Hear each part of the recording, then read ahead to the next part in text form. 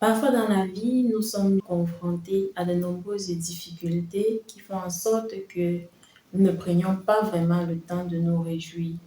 Dans cette vidéo, j'aimerais partager avec toi 5 raisons pour lesquelles tu devrais le plus souvent te réjouir. Salut, je m'appelle Anne Tesanou, bienvenue sur ma chaîne. Ici, nous parlons de toutes ces habitudes et ces attitudes qui te freinent au quotidien et t'empêchent même d'atteindre tes objectifs. Nous nous acharnerons surtout sur celles qu'il faut adopter pour pouvoir aller jusqu'au bout de tes objectifs. Nous parlerons aussi quelquefois de business parce que j'aime ça. Alors revenons à notre sujet. C'est quoi la réjouissance? La réjouissance pour moi renvoie à la gaieté, la joie, la satisfaction d'avoir accompli quelque chose. Elle permet premièrement d'améliorer votre santé mentale.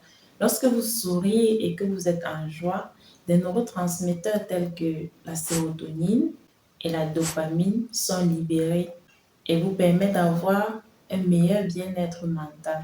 Se réjouir régulièrement peut donc vous permettre de réduire votre stress, l'anxiété et la dépression et favoriser ainsi une santé mentale beaucoup plus équilibrée. Lorsque vous exercez une profession comme celle de serveur ou de serveuse, surtout en été, j'en parle parce que je l'ai fait pendant un certain temps. Le sourire vous permet de garder votre énergie, de booster votre productivité et aussi de garder le mental. Lorsque vous souriez, vous êtes non seulement à l'aise avec vous-même, mais vous mettez aussi à l'aise vos clients et ceux qui sont en face de vous. Et en fin de journée, vous êtes beaucoup moins fatigué qu'une personne qui exerce son travail dans le stress et avec beaucoup moins de réjouissance. Cette sensation de bien-être que la joie vous procure sera aussi transmise à ces personnes qui seront en face de vous. Ce qui nous amène au deuxième point, à la deuxième raison pour laquelle vous devez vous réjouir, c'est le renforcement des relations. La joie que vous dégagez crée un environnement émotionnel positif qui favorise les interactions sociales saines et enrichissantes. En étant joyeux, vous attirerez à vous des personnes joyeuses, positives et authentiques. Par contre, lorsque vous êtes toujours triste et crispé, vous éloignerez de vous ce type de personnes et ne garderez que celles qui sont négatives. Imaginez que vous allez manger dans un restaurant et que le serveur ou la serveuse est triste, malgré le fait qu'il ou elle soit amical et qu'elle fasse très bien son service, mais garde la mine toujours serrée et triste du début à la fin. Auriez-vous envie de revenir dans ce restaurant? Je ne pense pas. Faites-le savoir en commentaire. Cultiver la réjouissance augmente la résilience, ce qui est le troisième point de cette vidéo.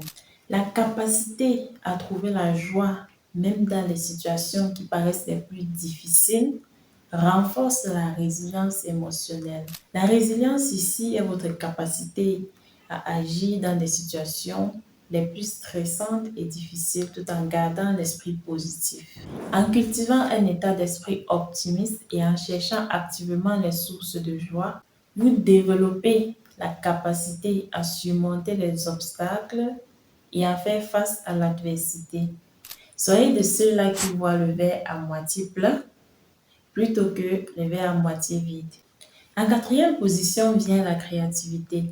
La joie favorise la créativité.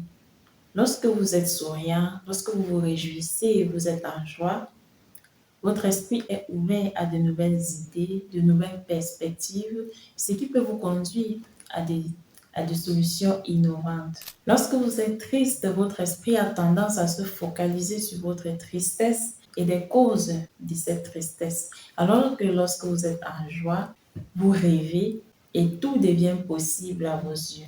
En cinquième position vient la productivité. La réjouissance améliore la productivité. Vous vous demandez peut-être comment.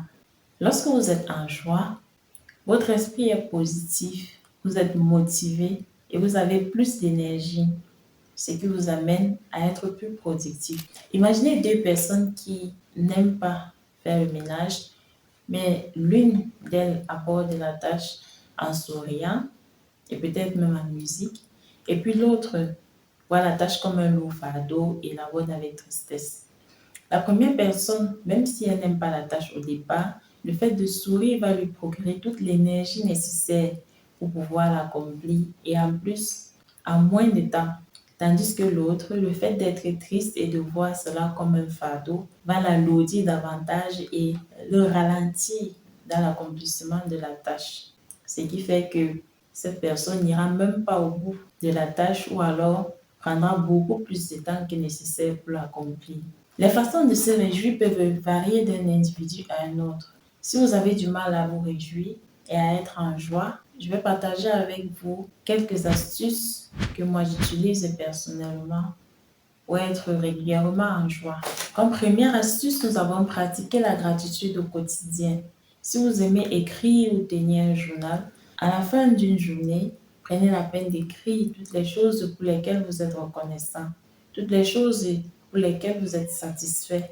Cet exercice permettra à la longue à votre esprit de vous focaliser sur les choses positives de votre vie. Dans les moments difficiles, lorsque vous verrez ce journal et que vous verrez les choses que vous avez accomplies, vous serez motivé à en accomplir d'autres. Comme deuxième astuce, cultivez les hobbies et les passions. Faites des choses qui vous plaisent naturellement et qui vous passionnent, des choses dont vous n'avez pas besoin d'efforts pour les accomplir. Cela vous permettra d'être beaucoup plus en joie et vous procurera un plaisir naturel et améliorera ainsi votre bien-être. Comme troisième astuce, méditez régulièrement. La méditation va vous permettre d'avoir une clarté mentale et d'obtenir votre paix intérieure. La méditation vous permettra d'apprécier les choses simples qui passent le plus souvent inaperçues mais qui sont source d'une joie immense. Vous connaissez certainement d'autres raisons et façons de se réjouir que je n'ai pas mentionnées dans cette vidéo. Je vous invite à les mentionner dans les commentaires et je serai ravie de vous lire. N'hésitez pas aussi à mentionner si la vidéo vous a plu et à citer les thèmes que vous aimeriez que j'aborde dans les prochaines vidéos. Je vous propose aussi de regarder les 5 habitudes qui m'ont permis de changer de vie. En attendant, n'oubliez pas, restez positif et en joie. Bye bye!